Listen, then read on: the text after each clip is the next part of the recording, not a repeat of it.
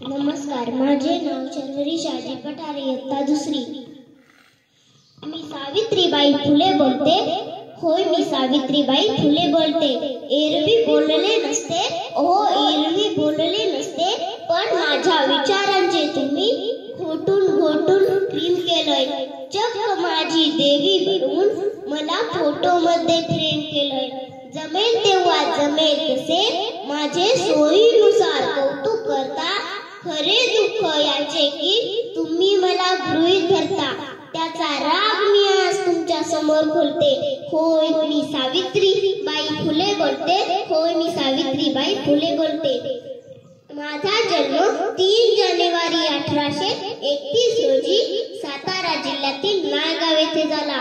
वयाच्या 9व्या वर्षी आद्य समाज क्रांतीचे जनक महात्मा ज्योतिबा फुले यांच्याशी माझा विवाह झाला. मला शिक्षणाचा अजिबात गंध नव्हता, पण माझे पती ज्योतिबा फुले यांनी मला शिकवून घडवले.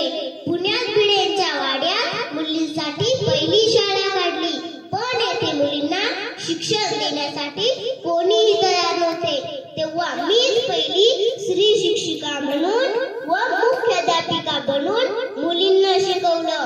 पण समाजातील काही कर्मठ लोक यास मात्र विरोध करू लागले. शिव्या, शाप, शेण, दगड, गोटे माझ्या अंगावर मारू लागले. तरी मी मात्र मागे सरले नाही. मी मुलींना शिकवले. मी आणि माझे पती ज्योतिबा फुले यांनी मिळून लावलेल्या रोपट्यांचे आज वटवृक्षात रूपांतर झालेले पाहायला मिळत आहे. याचा मला अभिमान वाटतो. आज असे कोणतेही क्षेत्र नाही जेथे महिलांचा सहभाग नाही. पण 200 वर्षांपूर्वी असे चित्र नव्हते. स्त्रीला घराच्या उंबरठ्या बाहेरही पाय ठेवण्याची परवानगी नव्हती.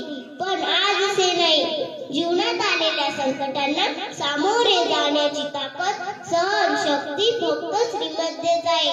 तेवढी ईश्वर दत्त देणगी स्त्रीला प्राप्त आहे. एक शिकलेली आई घरादाराला पुढे नेईल असे म्हटले जाते. परंतु आज देखील काही शिकलेला समाज अशिक्षित लोकांच्या पलीकडे वागत आहे. महिलांच्या सुरक्षिततेचा प्रश्न तर कायमच आहे.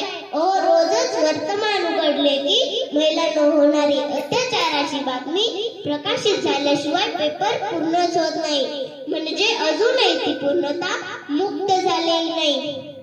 ज्या दिवशी ती स्वतःचे निर्णय स्वतः घेईल तो दिन तिच्या जीवनातला सोनियाचा दिन ठरेल. माँसाहेब जिजाऊंनी शिवरायांच्या हातात तलवार दिली आणि स्वराज्य निर्माण झालं. मी लहान मुलांच्या हातात पेन्सिल दिली आणि शिक्षणाची गंगा सुरू झाली. म्हणून 2 शब्द बोलू इच्छिते. माय माऊल्यांनो, लेकी बाळींनो, तुम्ही शिकलात, सवरलात, पण नको तेवढ्या शहाण्या झालात. विकृत स्त्रीमुक्तीच्या प्रत्येक जणी कहाण्या झालात. माझा वारसा सांगून स्वार्थासाठी राबतात. या सगळ्या संतापापुढे आज मी भिडबाड बोलते. होय, मी सावित्री ज्योतिबा फुले बोलते. होय, मी सावित्री ज्योतिबा फुले बोलते. मान नको, पान नको, आमचे उपकारही फेडू नका. कीर्तन बिर्तन काही नको, जोडायची म्हणून भाषणेही जोडू नका. वाघिणीचे दूध पिऊन कुत्र्यासारखा गोंडा गोळतात. धर्म संस्काराच्या नावाखाली टाकाऊ परंपरा पाळीतात.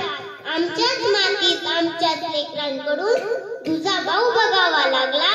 आपल्या सोयीचे नसले की विचारांकडे कानाडोळा होतो.